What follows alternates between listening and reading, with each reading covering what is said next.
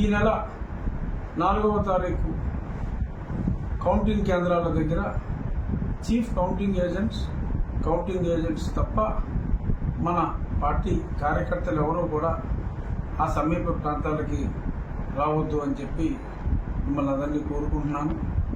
అలాగే ఎన్నికలు అన్న తర్వాత గెలుపు ఓటములు ఎవరో ఒక్కళ్ళే గెలిచేది. ఆ గెలిచిన పార్టీ వాళ్ళు సంయమనం వహించి వేరే వాళ్ళని కవ్వింపు చర్యలు ఇటువంటివేమీ దయచేసి చేయవద్దు.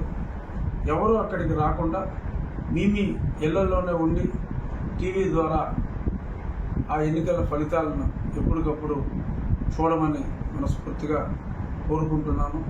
ఈ సందర్భంగా గెలిచిన పార్టీ మనం ఎవరం కూడా ఎటువంటి రోడ్ షోలు కానీ బాణసంచా కానీ చేయవద్దని కూడా మనస్ఫూర్తిగా మీ అందరికీ తెలియజేస్తున్నాను.